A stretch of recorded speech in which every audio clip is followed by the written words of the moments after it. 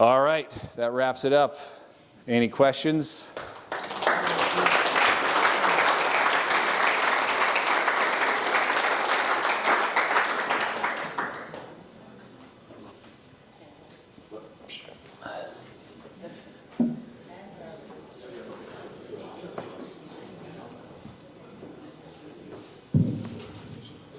Oh, lots of hands.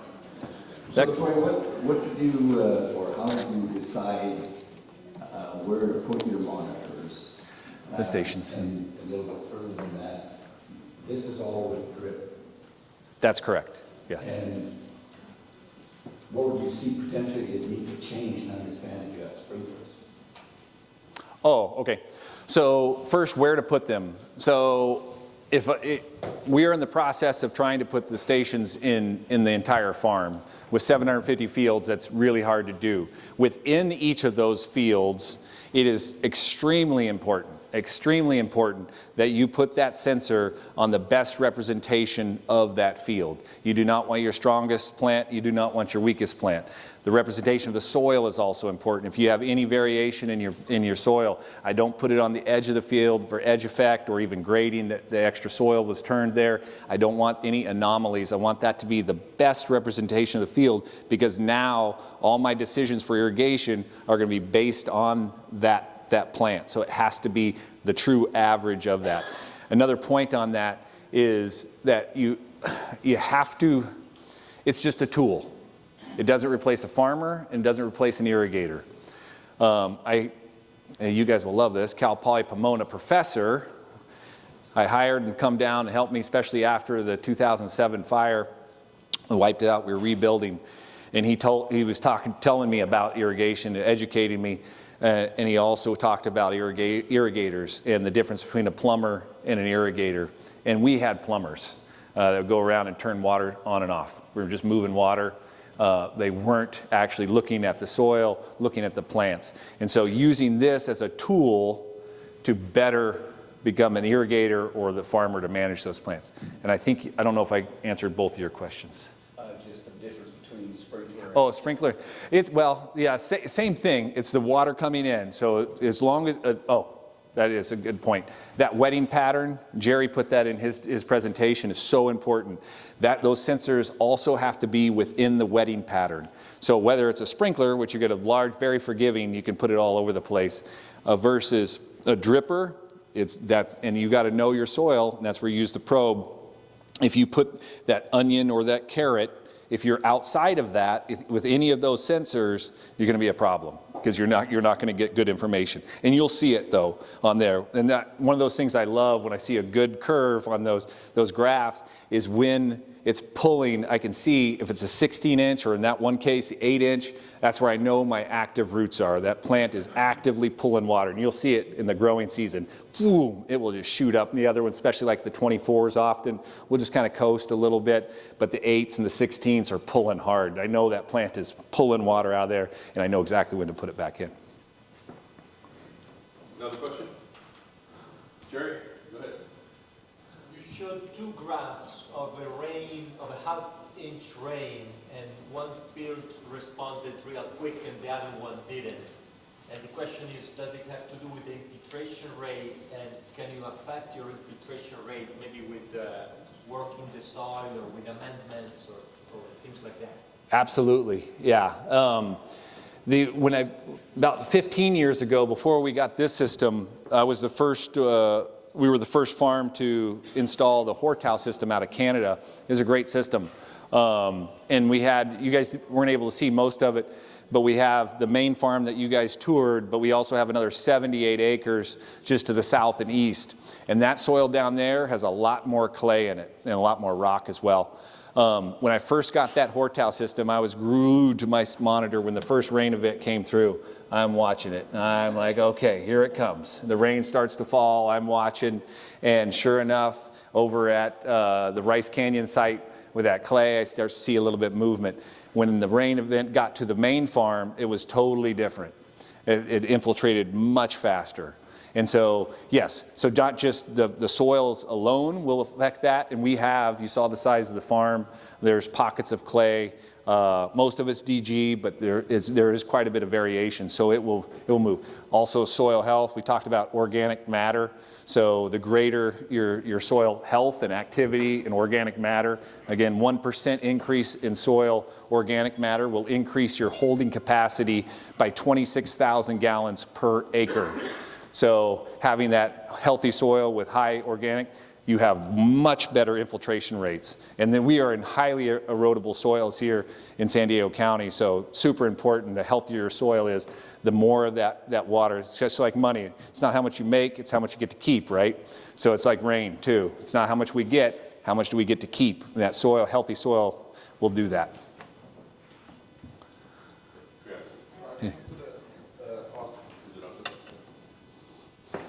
Yeah, I just wanted to ask, what's your next kind of step in optimization now that irrigation is quite a big one that you... Yeah. What's the next point of... It actually, as much and as far along as we are, and I think you can argue that I don't know that another farm has as many sensors as we do. It's now that integration of that technology, that data, with the actual farming. And this is the part that we're working on right now to coordinate with our irrigation team, our production team. I can't just have engineers in a dark room looking at screens, making calls. We have to have that input coming back from the farm side and then see that correlation. Now that we have such tight control, we can hold those. So say we're going to say our upper limit during growing season is going to be 60 kilopascals. That's so much attention. That's our optimal height before we start to initiate an irrigation. Now that I can hold that, before I was wild all over the place, and we're professional farmers. Now that I have that, I can see what's actually happening and then make adjustments like, oh, you know what, that's right on, or that's a little bit dry. Those plants are a little bit thirsty, they want a little bit more, or nope, I'm getting a little too wet, I'm yellowing out on my wax or whatever. I can start to make that. So the next huge phase of this process is dialing it in. We can start with all the papers, and read the books and say, oh, it should be right here and here, but the actual on-the-site farm will tell you much different. And not always way different, but there will be those anomalies, and we have to watch each and every field. They're groups, and they act similar, but there's always those anomalies we need to test and tweak. Anyone else? Back here. Go ahead with your question there, and then I'll try to make it back there. I'll be loud. Multi-part question. Do you find you ever have to recalibrate these sensors?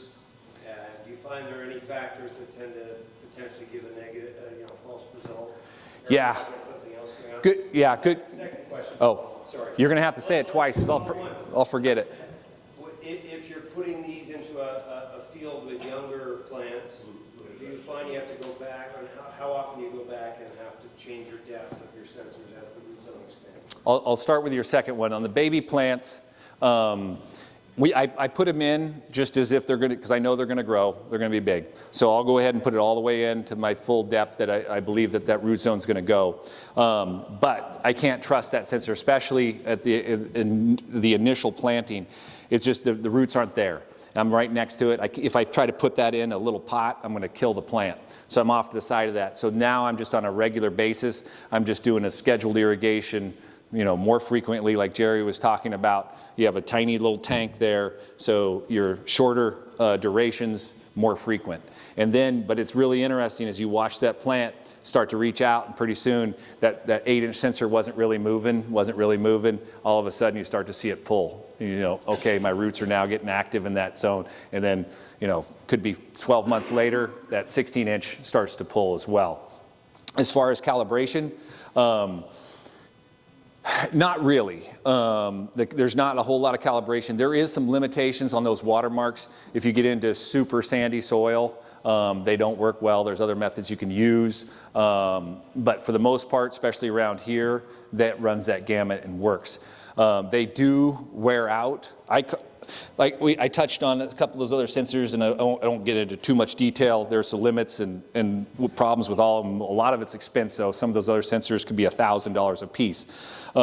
These run about $50 a piece, and it depends. It's kind of like a battery, how often you cycle them. There's a gypsum block in here that will eventually erode. So roughly around 6 years, that will start to give you a false reading. It really will still give you information you can act on, but it won't bottom out. You won't see it go to 0. It'll drop down and hit about 8 or something like that, and that's when you know it's starting to wear out. But at $50, you know, for 6 years, the information you get from it, we haven't found anything that has that value yet. Yes, I have a question about how they actually operate in the field. Are they remote? I mean, how do you have to wire them to Yes. the irrigation system? Yeah. And how do you operate the irrigation system? Is it by the entire field, or that turns it all on and off? I'm just trying to Sure. figure out, do you have to have power of different types in the How do you wrap your brain around that? Yeah, especially if you went to our farm, you saw that. And that was the actually deciding factor when I had Hortow come out, again, the first farm in the United States. And that's what I told him. I was already sold on the technology that he had, but if you can get me that information back to the office, we'll buy the system. And sure enough, it did. So similarly, we use radio. So these are standalone units. This is an example of a field station here. This has a bunch of stuff on it, but it's a representation. So this field station we use what's called LoRaWAN communication technology. It's built for small packets of data, but can send a long distance. You saw our farm, it's kind of worst case scenario. All those valleys and everything. We have a gateway that this has to send to. We send routinely 2 miles on some of our systems. It's technically can go up 10 miles line of sight. But it sends the data to a gateway. The gateway needs to be attached to the internet. And so that can also be solar powered, total remote, and we use cellular. You'd have to either have a cellular or an Ethernet connection or Wi-Fi. So it has to be connected to the internet some way. And then that information gets uploaded to the cloud. So no matter where you are, as long as you have a device in the world, you can look back and see what's going on in the farm. And they're all self-contained. So it's all solar powered with battery backup. This one here, you can control the valves. You asked about the valve control. So they're DC latching solenoids on essentially, the same thing as a sprinkler valve. So the DC latching, there's enough power in here to open and close that. It has fail safes that it will check the pressure before and after. So it checks to see if it has enough battery power to open and close that valve. If it doesn't, it won't even do it. While it's irrigating, it will monitor the pressure. If the pressure does not come up within 10 minutes, it will assume you have a broken line or you don't have water coming in. It will close the valve. Or if that happens with any time during that irrigation also. You can put a flow meter on that so you can actually read how much water you're putting onto your field if you want to quantitate all that.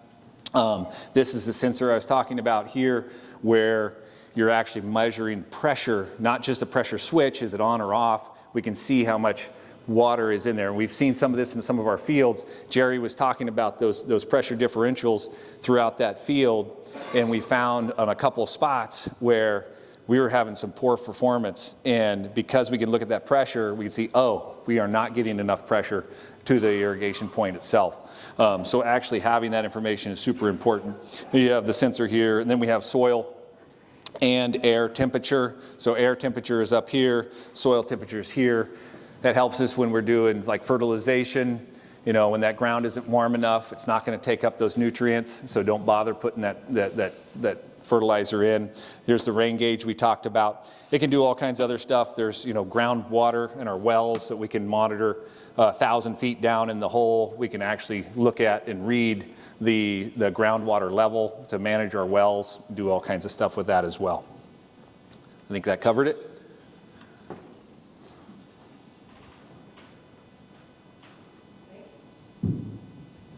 My question is regarding fertigation.